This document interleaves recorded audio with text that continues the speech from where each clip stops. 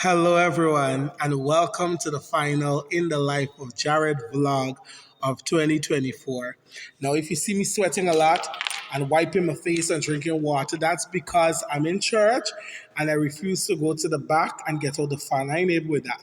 And I really wanted to make this video tonight. So it is currently the 30th of December 2024. It is 7:41 p.m.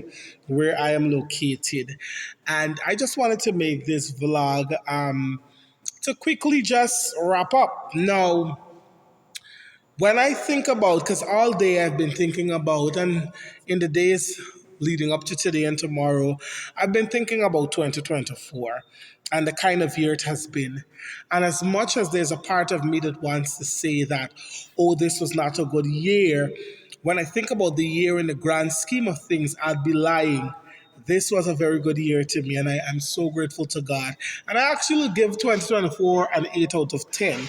And let me tell you why. I started off this year very hopeful. I started off this year alone in the sense of nobody was, wait, it was my sister. I'm trying to think. Last year, Christmas, I spent it alone, and that was by choice. But I'm trying to remember if my sister came back to Ghana by then or not. I think she came back to Ghana for all years. I could be lying. I think she came back to Ghana for all years. I broke the New Year and she was there. But for like 2 weeks, it was pure silence and quiet. I know that for sure. And then I broke this year and I just had the idea. I would like to think it's God put it in me to just start making YouTube videos. And in making them, I was like, I want to be honest. That's a thought. Be honest and just use it as a way to track your life. Now, up until this point, I haven't gone through the videos. When I finish this one, I upload it.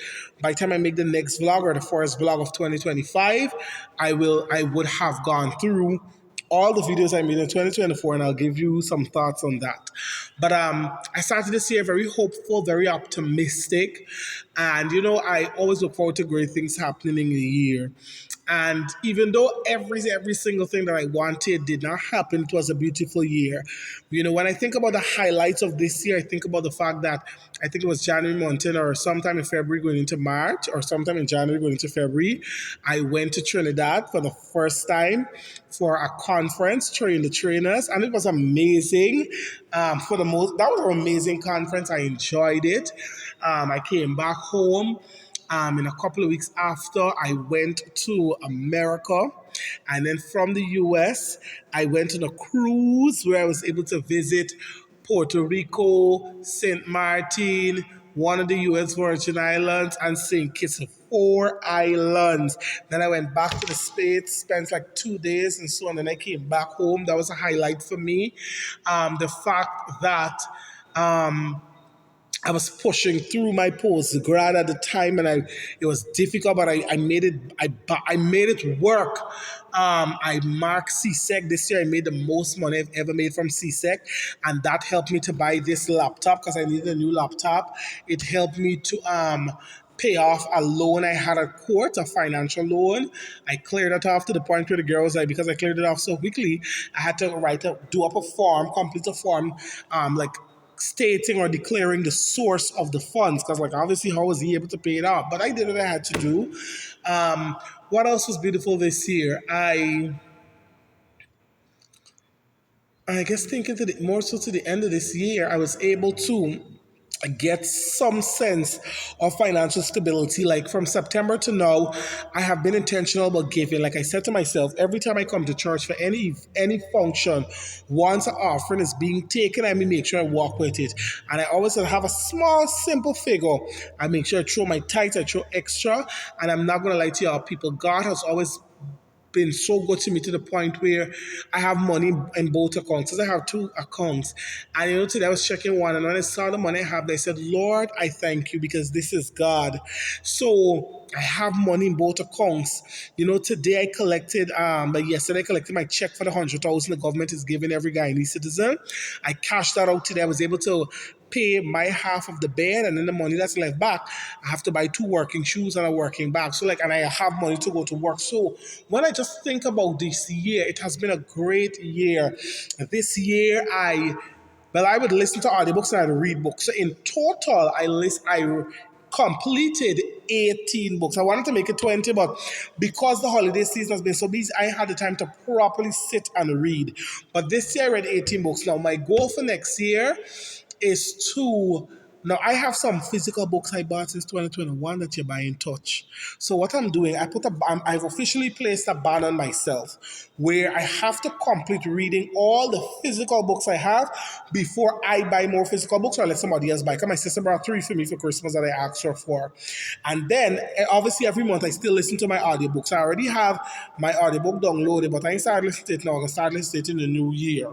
So the goal is next year, I want to, I like how this year I read 18, next year I want to up the goal to 24. Here why?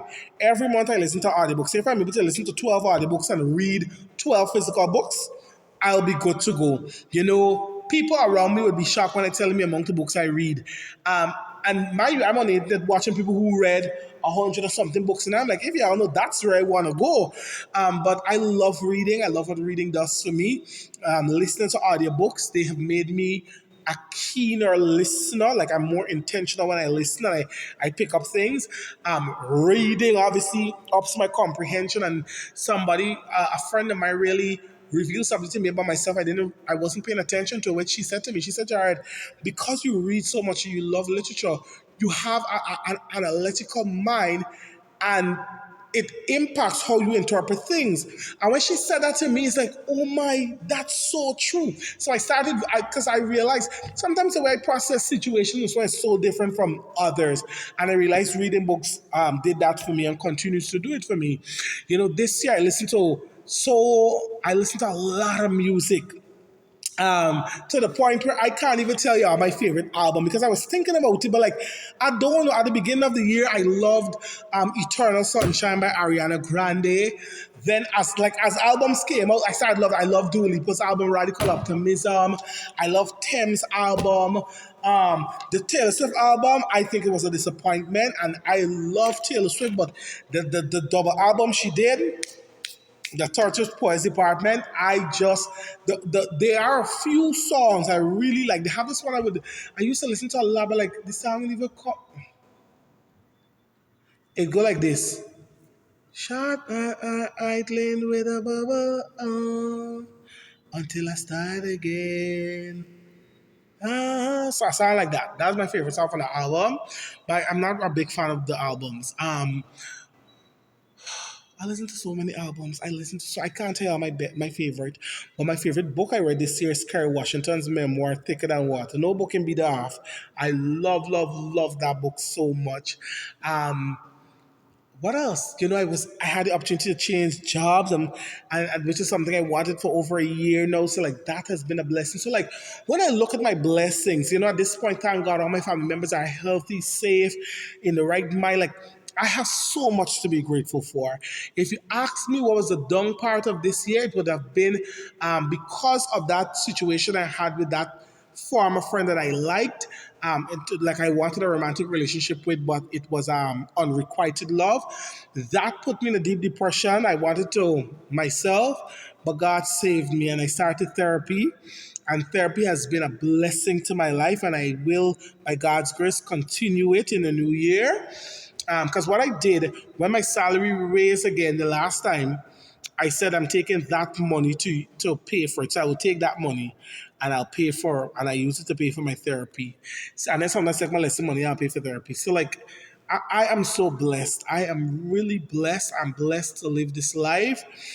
Sometimes I get caught up in not sometimes, a lot of times in my life, I get caught up with the next. I'm a person, I idolize my next and I don't live in now. And then when I move off from the moment, I go back and be like, oh my God, why didn't I live more in this moment? So I guess as I go into 2025, I want to be more present in the moments that are here for me right now as I work towards getting where I want to be.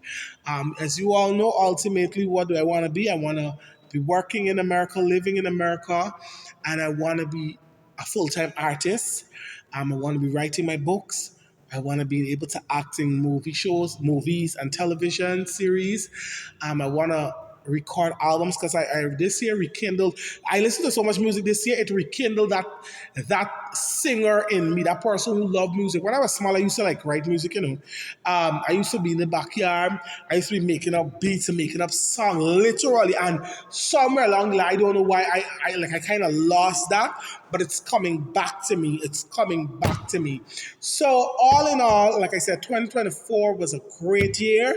What made it a great year is the highs and the lows, and I'm so grateful. I'm not the same person I was when I started this year. I can tell you that. I'm on the other side, more fortified and strong. And as I think about 2025, I say to you, in 2025, I'm declaring it my year of divine intervention and divine help from God. I am a divine being, so I will live a divine life. Next year, I want to operate I want to be disciplined. I want to be disciplined in my health. I see this body here, this belly, it got to go down. Come on. This face, I want to be the most healthy version of myself. I want to be the most focused. I want to be serious with my masters. I want to continue to be serious with my work professionally. I want to be serious with my writing. Every day I must write. Even if it's a paragraph or 100 words, every day I must write. Every day I must be able to, at the end of the day, fully be proud of myself. So next year, I want to lock in, lock in, lock in, lock in, lock in, and do what I got to do. So, I'm just declaring it a year to be defined. And two other words that I've been hearing over the last couple of days, especially today, let them. I remember I watched a video with a woman talking about let them, and I've been seeing a lot of videos from Mel Robinson, let them, and I realize I have to let them. I'll give you one example as I get ready to wrap up. On Sunday, today's Monday, so Sunday was yesterday. Last year, I was invited to host a particular function from somebody at church who is in charge of a particular area, their job. So they invited me, and I noticed this year I didn't get any invite. So I said to a friend who works there, I said, when is this party? She said, it's the 30th, which is today. So I said, oh, they put it after Christmas because last year it was before Christmas. I said, all right. And all I remember saying, oh, the person's father saw me yesterday at church and said, by the party tomorrow, ain't enough thing to eat, drink, are you coming? I said, man. I said, I wasn't invited. I didn't know anything about it. I said, but I made up an excuse. I said, but I have to take my mom to the airport. So around the time I can be traveling, which is, I know I would have done me back home to go, but I wasn't invited. And my mind, I start connecting the dots like, oh, maybe, I don't speak to the person's wife anymore because they kind of did something to me that I didn't like, and I'm conflict avoidant. So it is what it is. So in my mind, I'm like, but the individual still speaks to me. So I'm like, I wonder if it's a case where he wanted me there, but she didn't want me there. And she told him not to invite me, whatever. And right away, the thought came back, let them. You don't create no narratives. Don't assume, let them. You weren't invited, whatever happened, happened. Where am I right now? I'm in this church making this video. I'm about to do my year review on WhatsApp, and I'm happy and I'm good. Let them. So I'm going to do some more studying on this whole concept, this theory of letting them. And next year is a year I want to live where, like, I want to be unbothered, truly unbothered, unaffected, and just let people do what they got to do. Just focus on me, ensure that my boundaries are not being infringed upon, and do what I have to do. So that's that. So I've been feeling this desire to start a podcast.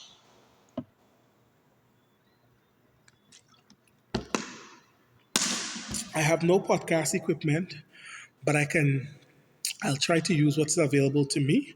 I'll keep you posted on the whole podcast thing, but I really think that I'm going to start a podcast and for it to be on feminism from a male perspective, my male perspective.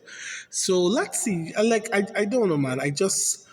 I'm praying for a great year. Next year my teaching contract ends, so I'm hoping that by the end of next year, God's will life, that I'm out of, like, by next year time this. If I just want to be out of Ghana and in that new job field that my heart desires. So let's see what it is. I want to say to you, whenever you're watching this video, if this video reaches to you, I want to say this. Life can be a funny thing When we think about the fact that there will only ever be one me, one you, and we're all having a unique experience. I This year made me think that we are really spiritual beings having a human experience. It's like God pull us from the spirit and say, "You'll take this form, go and live this life." He already carved out the path, and it's just for us to walk in it. And I do believe that some of us sometimes we deviate from it, but even the deviation is a part of the greater plan of God and the universe. And I want to say to you that despite what you're going through, especially if it's a dark time and season, that God is able and God is faithful. Whether you believe in God or not, there is a power that is greater and higher than all of us. And I think we should all be respectful to that power, that guiding light, that guiding force. And if you feel like you can't live, because I've been at points this year where I did not want to live, I didn't want to survive, but God kept me. And at the back of my mind, I used to always say, Jared, you have to be strong enough to live. It takes strength to live. Be strong enough to go after the life of your dreams. And my purpose is right there. So I want to say, pick yourself up, keep going, don't give up. Oh my God, what's her name? Oh Jesus, I'm not remembering her name, but she says we can do, Glennon Doyle, we can do hard things. Go out there and soar. Go out there and fight. Go out there, survive. And when you're done surviving, I need you to thrive. Feel free to tell me how your 2024, whenever you're watching this, how has your year been? And what are your plans for the new year and the new season of your life? Thank you all for being here. Right now, I'm speaking to myself, but I'm thanking you, Jared, for being here. I love you a lot. You are stronger than you know. And I need you to know that as you go into this new year, that things are going to be all right and they're going to work out. Take it easy.